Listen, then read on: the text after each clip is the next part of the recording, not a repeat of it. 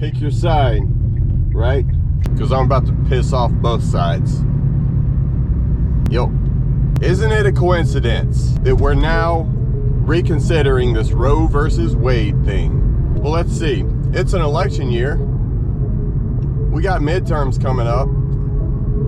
And now everybody's really divided about something. Where have we heard this story before? I wonder.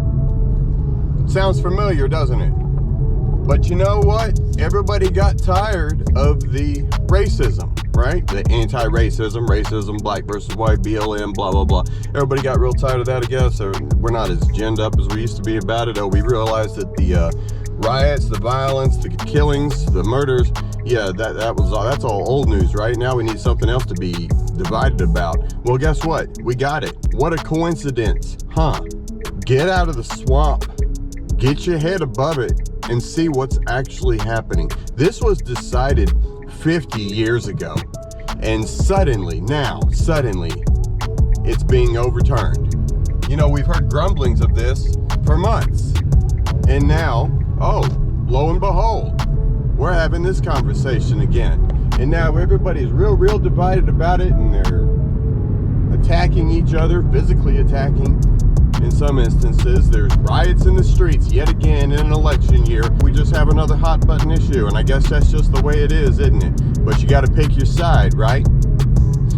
How about this? Why did the government get a say 50 years ago? Why did we send it to the federal government? They've been sitting on this for 50 years now. We went to the federal government and asked, can we do this? Can you make this federal law? And they did, right? They did so in a way that it could be overturned. It would be contentious. And it's been contentious for 50 years.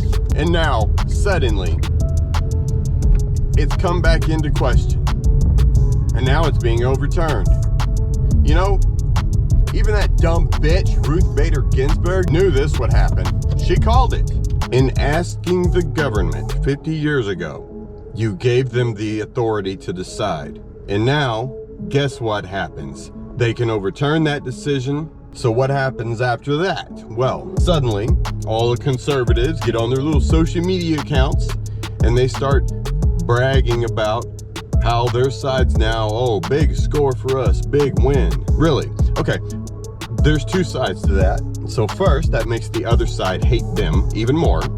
Okay, yeah, conservatives brag, liberals, they fight back against them, blah, blah, blah. Then there's violence in the streets. Okay, that's one side of it. The other side of it is the conservatives that are bragging about this federal decision. In bragging about it, what you're doing is you're saying that the government has the authority to tell you what to do with your body. Does that sound familiar? Because I remember over the last 2 years, the government didn't have the authority to tell us what to do with our bodies. Remember? Masks. You know, the way to go about this, and if we're ever going to make a decision, and to be quite honest with you, I don't know where I fall on it.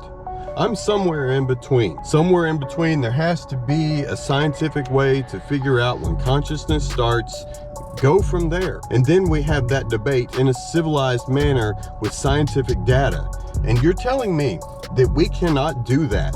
We don't have the ability to? Oh, we have the ability. We just can't do it. Because guess what that does? That takes all the power away out of the hands of the government. That's why we don't have that debate, because one side pushes their agenda, the other side pushes their agenda, and they get us to fight amongst each other, amongst ourselves. This goes out to everyone, both sides. Get out of the dirt, man. Get above it and see what's really happening. Because I can tell you with absolute certainty, they were worried about the midterms. We elected, yeah, big parentheses on elected, by the way, this president and this regime.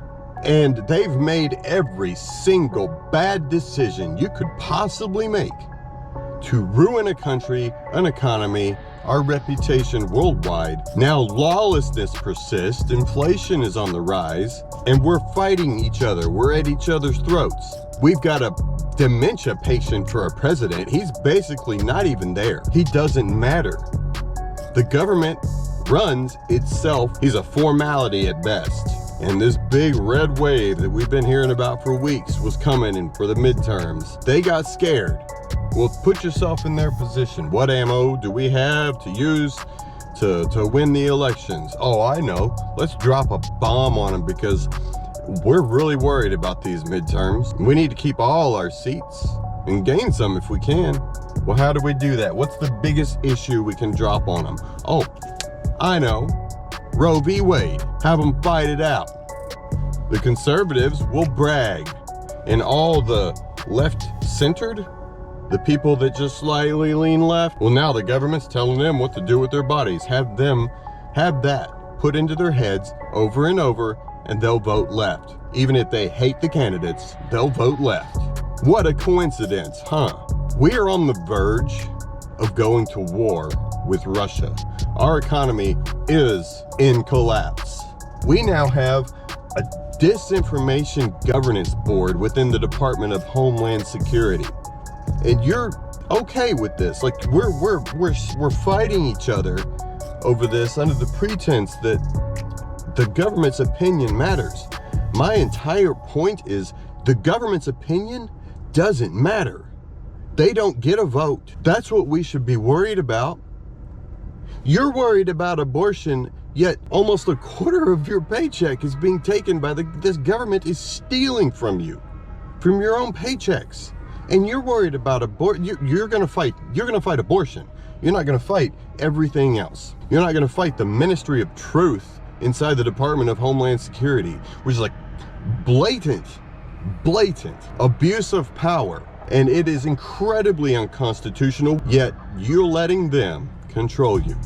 You're letting them lead you by the nose. Things were getting unruly. The sides were starting to cross. People were starting to come together to talk. Elon Musk and Twitter. Some left-leaning guy buys Twitter and promises free. You know, things were starting to get blurry. Well, guess what? They're a lot less blurry now because the government snapped its fingers and now everybody's in line. Everybody got back into line. Well done. You know, man, I keep saying this and I do not understand how to get people to realize this. Like, I can tell you to go read history, right? But nobody's doing that. I can tell you to go learn what freedom is. Nobody's doing that. And just when we feel like we're starting to make just a little bit of progress, they clamp down on it. They come up with some new thing to be outraged about, and now we're here. Everybody snapped back into line. So how convenient that Roe v. Wade would come up now. Stop being led around. Come up above it and think for yourself. We have bigger threats. That is the fact that the government has the say in abortion at all. The government doesn't just sacrifice power for nothing. This is a chess move. Maybe they sacrifice this pawn. They gain a queen. Stop fighting with each other about this. Get your head out of the left-right lines, okay? Because, man, there were like a few days there where I actually thought we were making progress. I really did, I gotta admit. And now this. It's like they saw it and they dropped a bomb on it. Now we're back to rioting in the streets. If we cannot overcome this, then we are freaking doomed. Because this is the kind of stuff that they're gonna fight back against us with. Us versus them, okay? People versus government, not left versus right. There's a balance there that you have to maintain because freedom isn't all just unicorns and rainbows. I've said this before. Freedom is a great responsibility too. There are some conservative values in it. There are a lot of liberal values in it too. Maintain that balance. We cannot depend on the government to do that. This government is out of control. On Capitol Hill, do you think the people in power really give a shit about it? Roe v. Wade? This was ammo. This is just something they used to get us to go at each other and not them. They were starting to worry that we might restore a little bit of balance and take back some of their power. Now look where we are. See this for what it is. Stop your stupid little shit posts, your stupid little Facebook memes. Stop gloating over your win Stop railing against your neighbor, the Republican, that's pro-life. Stop hating the liberal that's pro-choice. They're being led around just like you are. Stop being a sheep, man. You're being herded. I don't know how else to say it. Because when it comes to balance, I will admit that I don't have all the answers. That's why we have debate and argument. Stop giving them everything they want. Because we're never gonna win if we keep doing that.